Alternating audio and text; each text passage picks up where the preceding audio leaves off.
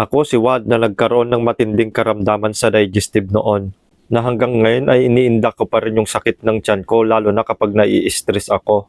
Nagsimula lang ito sa simpleng acid lang na hindi gumagaling hanggang sa nadiskubre na mayroon pala akong H. pylori bacteria. Itong bakterya pala na ito ay tinatawag na Helicobacter pylori, na kapag hindi mo naagapan ay maaaring bubutasin niya ang iyong stomach. Kaya nag-undergo ako ng matagalang gamutan. Ang mga gamot pala na ininom ko ay malalakas na antibiotics. Tinatawag itong triple therapy na gamutan. Sa sobrang lakas ng mga antibiotics ay talagang dumudugo ang ilong ko kada inom ko. 3,000 mg a day kasi yung antibiotic na iniinom ko.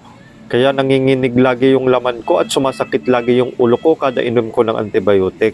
At dahil sa hindi ko kaya yung mga side effect ng mga antibiotics, kaya pahinto-hinto din yung pag-inom ko. Kaya naging pangmatagalan ang pag-inom ko ng mga antibiotics. Hanggang sa natapos ko na nga yung pag-inom ko ng mga antibiotics at nag-negative na ako sa H. pylori bacteria. Pero nagkaroon ako ng komplikasyon sa bituka ko. Namamaga ito at nagkasugat-sugat. At dahil nga sa namamaga yung bituka ko, kaya lahat ng mga kinakain ko ay hindi na-absorb. Kaya pumayat ako ng todo. Yung dating kilos ko na 70 kilos ay bumagsak ng 48 kilos. Na pati yung mga naging doktor ko ay hindi malaman kung ano ang sakit ko na dati ay bakterya lang pero nagkaroon ng panibago ulit. Kaya sobrang hirap yung naging case ko kasi pati mga doktor ay hindi na malaman kung anong sakit ko na talaga. Iba't ibang doktor, iba't ibang hospital pero hindi malaman pa rin kung ano ang sakit ko talaga. Pinag-trial na ako ng mga iba't ibang gamot pero wala pa rin. Hanggang sa napagdesisyonan ko na lang na umuwi na lang ako sa bahay at doon na lang magpagaling at sumubok ng mga herbal na gamot. Iba't ibang mga dahon na din ng mga halaman ang ininom ko pero hindi pa rin umepekto.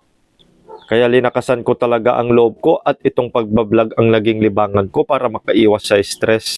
At may naging hiyang din sa akin na herbal, yung tanglad. 1 taon din akong uminom ng ganon. Sinabayan ko ng pananampalataya sa ating Panginoong Hesus.